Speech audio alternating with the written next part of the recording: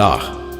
लाह के कीट के शरीर के स्राव से उत्पन्न होने वाली एक प्राकृतिक राल है लाह।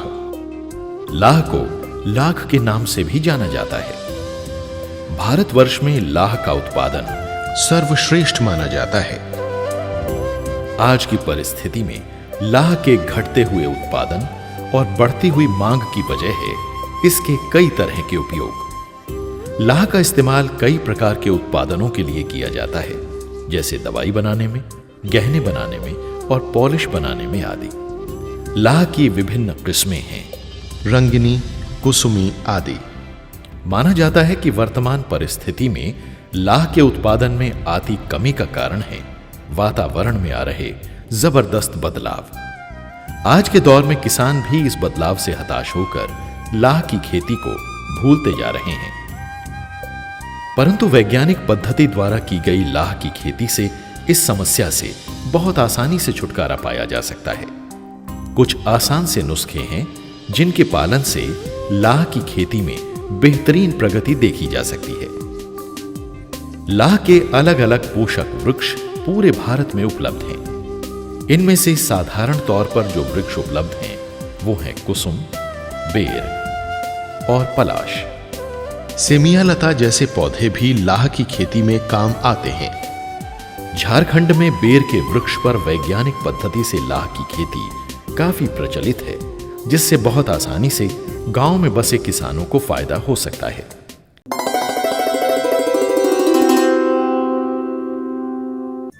यह सुनिश्चित किया जाता है कि पोषक वृक्ष को इस प्रकार तैयार किया जाए, उनकी डालियों को काटकर उन पर बीहन उत्तम प्रकार से लगे और बेहतरीन लाह की उत्पत्ति हो। बरसात के दिनों में खुले, ऊंचे और अलग अलग जो पेड़ हैं उन पेड़ों का चयन करना चाहिए, और गर्मी में बीहन का संचरण जिन पेड़ में करना है वो निचला जमीन पे हो, झाड़ी नुमा हो और छायादार पेड़ हो, उस पेड़ का चयन करना चाहिए। जब पोषक वृक्ष बेर के बीहन लगाने के लिए पूरी तरह तैयार हो जाएं, तो कुसुम बीहन को खरीदकर या पहले से लगे वृक्ष पर से काटकर बेर की नई टहनियों पर चढ़ाने के लिए लाया जाता है। इस समय किसान काफी सतर्क रहकर बीहन की गुणवत्ता की जांच करें, ताकि जो बीहन चढ़ा रहे वो उत्तम हो।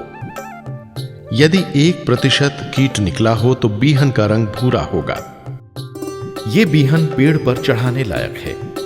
यदि 5% से अधिक कीट निकल गया हो तो बीहन भूरे रंग का होगा। पतले आवरण का बीहन उपयुक्त नहीं होता। काटने के उपरांत बीहन को ठंडे और छायादार स्थान पर फैलाकर रखना जरूरी है। छाया में रखे हुए बीहन से लाह के कीट बाहर नहीं आते हैं, लेकिन धूप में रखें तो लाह के कीट जल्दी बाहर आते हैं और बीहन की गुणवत्ता कम हो जाती है। बीहन को चढ़ाने से पहले उनके बंडल बनाना उचित है। लाह की कटी हुई टहनियों को एक साथ रस्सी से बांधकर उन्हें पेड़ पर चढ़ाना पड़ता है। बांधते वक्त कुछ जरूरी बातों का भी ध्यान रखें। अंदाजन 100 ग्राम का बंडल हो और बंडल करते समय दोनों किनारों पर नायलॉन की रस्सी बांधना जरूरी है। सिर्फ एक जगह बांधने से बीहन फिसलकर गिर जाने की आशंका बनी रहती है। अगर बीहन को सही तरीके से बांधा नहीं जाए तो फसल को नुकसान हो सकता है। प्रति मीटर 20 ग्राम से ज्यादा बीहन नहीं बांधना चाहिए। बीहन का ऊपरी हिस्सा लगाई गई डाल से पूरी तरह से सटा हुआ होना चाहिए। जब बीहन में से कीड़े निकलने बंद हो जाएं, तब लाह के बीहन को, जो कि अब फूंकी कहलाता है, उतार देना चाहिए। फूंकी उतारने की प्रक्रिया साधारण तौर पर 21 दिनों में होती है। इस फूंकी को बेचकर भी किसान कुछ पैसे कमा सकते हैं। जब हमारा लाह का कीट, मादा शिशु कीट डाल पे जब बैठ जाती है, बैठने के साथ ही कुछ शत्रु कीट का प्रकोप वहाँ पे होता है। यानी तितलियाँ, सफ़ेद तितली, पीला तितली और नीला हरा तितली जो है वो आके उसके बीच में अंडा दे देती है। वो अंडा अगर हम लोग दवा छिड़काव नहीं करते हैं तो बाद में वो पिल्लू का रूप ले लेता है और वो हमारा लाह को नुकसान पहुंचाता है। लाह की फसल अच्छी हो, इसके लिए कीटनाशक और फफूंदनाशक का छिड़काव करना भी जरूरी है। न्यूक्ल और बेबिस्टन का सही मात्रा में पहला छिड़काव किए जाने से दुश्मन कीट आक्रमण नहीं कर पाते हैं। प्रथम छिड़काव 30 दिन पर करना आवश्यक है। याद रखें कि नर कीट के निकलने के समय किसी भी कीटनाशक का छिड़काव न करें। कीटनाशक के द्वितीय छिड़काव से यह सुनिश्चित किया जाता है कि दुश्मन कीट का आक्रमण बिल्कुल भी न हो सके। शत्रु कीट को पूरी तरह मारने के लिए द्वितीय छिड़काव 60 दिन पर करना आवश्यक है। यदि 3 दिन तक लगातार बारिश हो या कोहरा छाया रहे तो फफूंदनाशक का तीसरा छिड़काव आवश्यक है। यदि प्रथम एवं द्वितीय छिड़काव किए जा चुके हैं तो फसल लगभग 80% तक बचा ली जा सकती है। जब 6 महीने बाद फसल पूरी तरह से तैयार हो जाए तब उसकी कटाई की जाती है। इस प्रक्रिया में भी कुछ बातों का ध्यान रखना पड़ता है।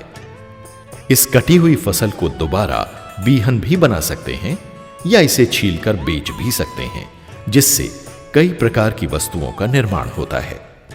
बीहन को काटने के लिए तेज धार वाले औजार का ही प्रयोग करना चाहिए। गिर रही डालियों को एक के ऊपर एक गिरने न दें। ऐसा करने से बीहन बचा रहेगा।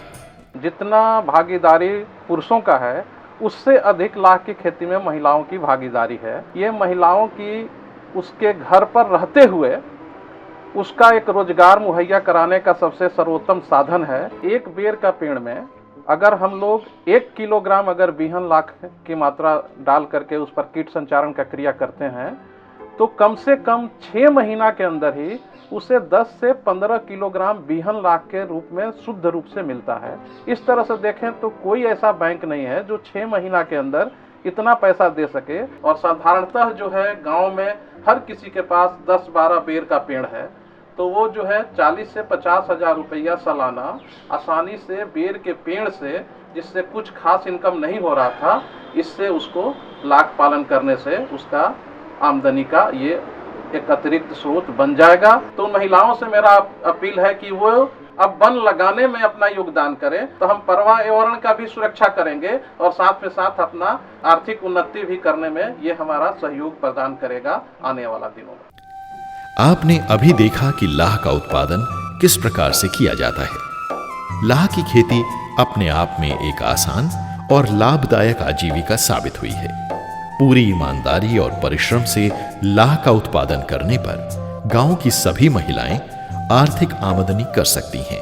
इससे आपके घर की उन्नति होगी और आपके बच्चों का भविष्य भी उज्जवल होगा।